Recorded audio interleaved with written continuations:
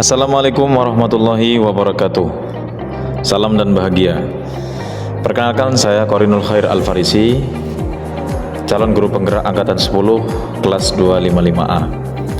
Bapak Ibu yang berbahagia, pada kesempatan kali ini saya ingin menjabarkan hasil dari pendampingan individu 4 calon guru penggerak dengan tema observasi pembelajaran yang berpusat pada murid.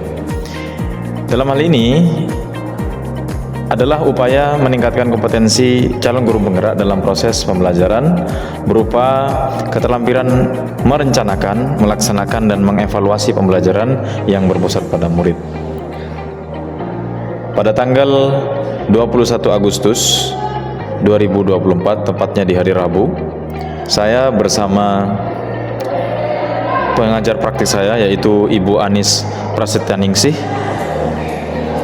bersama-sama melaksanakan PI 4 tersebut.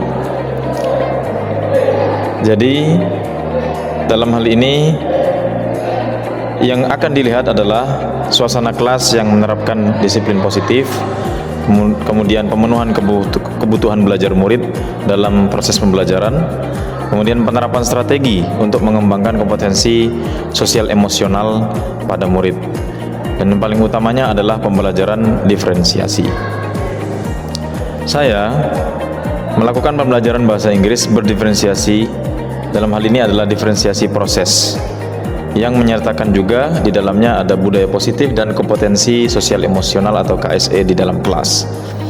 Topik pembelajaran pada kali ini adalah writing descriptive text, yang di dalamnya nanti anak-anak akan melakukan kolaborasi, diskusi bersama kelompoknya.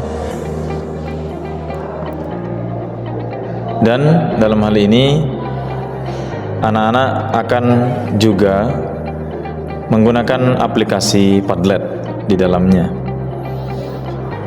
serta juga bisa memberikan umpan balik atau memberikan komentar terhadap pekerjaan siswa lain. Dalam hal ini adalah peer correction method.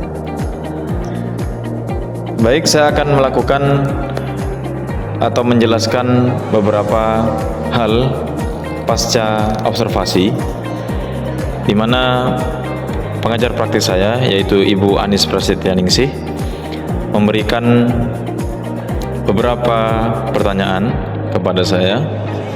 Yang pertama adalah bagaimana refleksi pembelajaran dengan diferensiasi dan KSE, serta apa yang ingin dikembangkan dalam pembelajaran berdiferensiasi tadi. Kemudian yang kedua, sikap seperti apa yang diharapkan oleh saya sebagai calon guru penggerak yang diharapkan muncul dari siswa tersebut, dari siswa yang saya ajar. Kemudian yang ketiga, bagaimana ukuran keberhasilan versi saya sebagai calon guru penggerak. Dan yang keempat adalah apa rencana tindak lanjut dari saya sebagai calon guru penggerak ke depannya. Baiklah, mari kita bahas refleksi pembelajaran dari saya sebagai calon guru penggerak dalam pendampingan individu 4 ini. Yang pertama, refleksi pembelajaran dengan diferensiasi dan KSE. Pembelajaran dengan diferensiasi proses yang saya lakukan dengan melibatkan Padlet dan budaya positif merupakan langkah yang luar biasa, ya.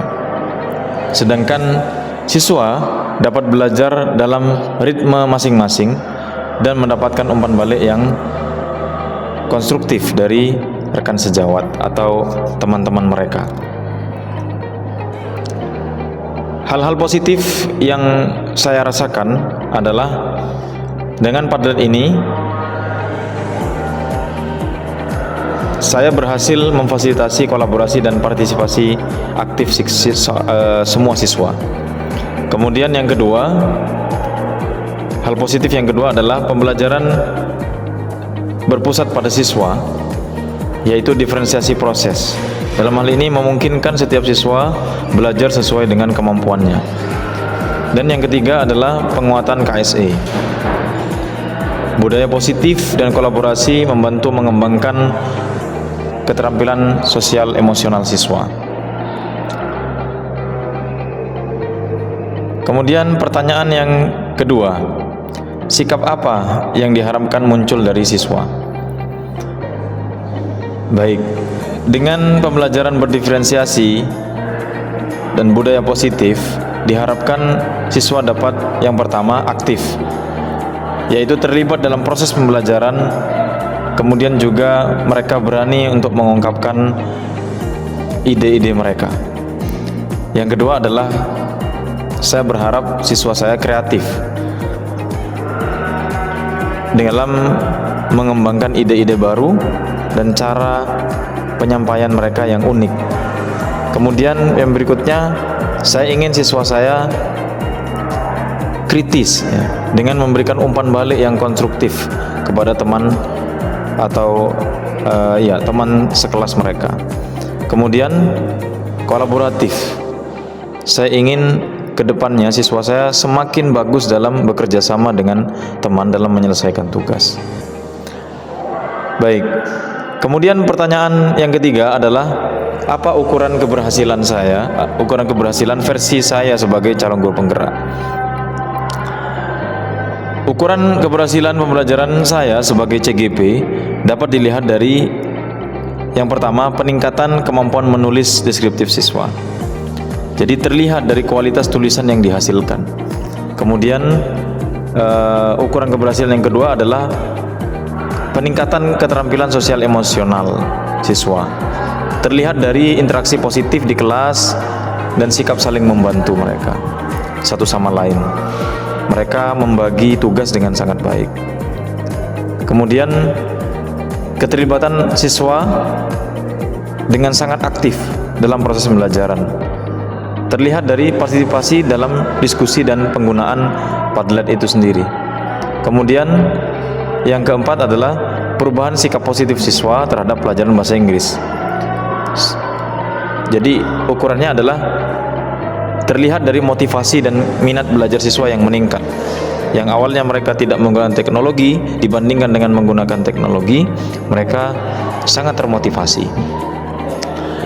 Yang terakhir adalah tentang rencana tindak lanjut saya ke depannya, yaitu beberapa tindak lanjut yang akan saya laksanakan adalah yang pertama, saya ingin meneliti lebih lanjut tentang diferensiasi pembelajaran, mempelajari berbagai model diferensiasi dan bagaimana menerapkannya di kelas.